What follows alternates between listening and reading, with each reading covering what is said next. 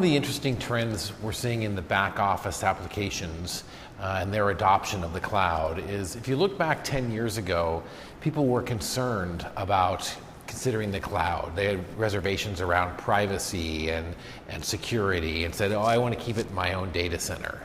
And I think what we've seen over the last number of years is, as the bad actors have become more and more sophisticated, that unless a company is going to pour millions of dollars into protecting their own data centers every year, that they're never going to be able to keep up. It's the equivalent of putting their money under their mattress.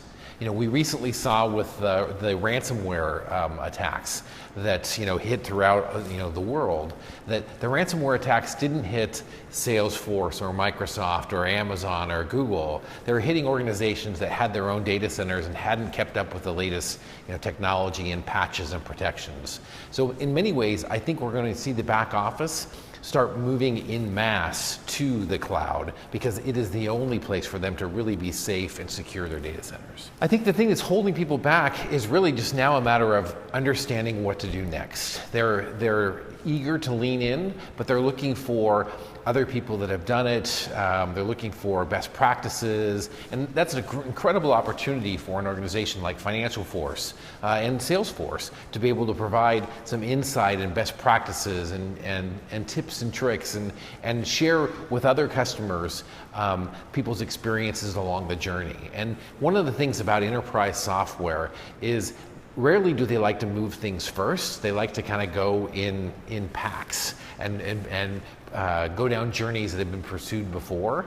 And the nice thing about the cloud is this has been a journey our industry's been on for 18 years. And so there's a long history of successes that many of the people now that are looking to make the next step will be able to follow. One of the great benefits of digitizing your back office, or moving it to the cloud and moving to the new cloud ERP, has to do with the economy we're in right now. I believe we're entering the new services economy, that businesses are being disrupted and forced to respond to their end customers in new ways, changing pricing models, changing business models, optimizing for time and talent, getting insights and feedback from the customers. And you need a back office that can actually support and accommodate these types of business changes.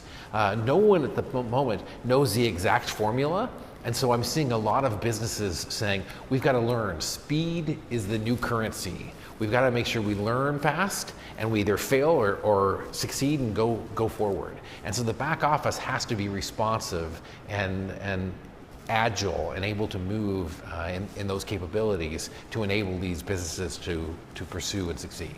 As far as how these customers can actually transform, or how they can take advantage of this and react to the needs, it's number one, leaning forward and realizing they need to. I am excited about the industry. We're now to the point where it's not a matter of if people are going to move to the cloud, it's when. And understanding how to listen to their customers better, how to react, how to respond. In fact, many of our customers are looking at their competitors and saying, wow, I'm not moving fast enough. I'm not differentiating myself. I'm not standing out as much as I need to. I've got to act and interact. So in many ways, it's just jumping in and acting on the business side and making sure the back office is capable of accommodating and supporting the business's needs and requirements. So I joined FinancialForce in January of this year, and so I've only been here 5 months, but a number of success stories that we've experienced. One great one is the company Cisco. Cisco is using our professional services automation tool to actually get better visibility and insight and resource utilization of their professional services organization. So that's been a tremendous success. At this conference, I've been meeting a number of different size customers, big and small, as they are using our offerings to be more effective and lean in their business. We've talked about Hewlett-Packard Enterprise, AECom. I just met with an individual from an organization called PPL-PRS.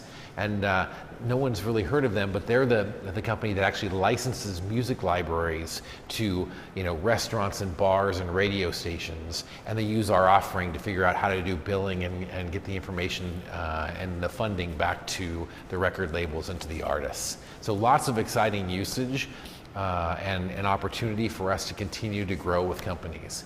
When I think of this new services economy and the changing business models, I think our customers are just a shining example of companies that are changing their business models to better adapt to their customers and do exciting things. So I've been in the industry for 30 years. I've spent most of my career in infrastructure and platforms and operating systems. And so for many, many years, my customers have been companies like FinancialForce.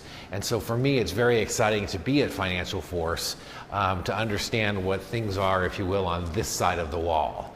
And the big thing I bring to FinancialForce is I can help us think differently. Companies frequently get kind of into a rut where they think the same way and let's go. Since I'm not an expert in this domain of applications, I can ask questions like, well, what about this and what about that? And frequently we'll be in brainstorming meetings with our engineering team and they'll say, gosh, we've never thought about that before. And as we start to pursue things, it's unlocking new opportunity, new excitement. And I think there's a wave of curiosity that is now flowing through FinancialForce as people are excited about the future and what we can do, and constraints that we once thought were constraints are now simply speed bumps that can help us, we can surpass and take things to the next level. So it's very exciting to be here, and I think I bring a different perspective and insight that, coupled with the strength of our organization, can do some exciting things. It's very exciting. When I joined, we had just recently passed the $100 million revenue mark. And one of the questions I get asked frequently is, so what next? What are you going to do? And I've been around for a while, and I know that what it takes to get from 0 to 100 million is a completely different set of processes and skills and focus to go from 100 million to 1 billion. So my target or my goal for the next couple of years is to really bring in the process and the infrastructure and the maturity of the organization to take us to that next level.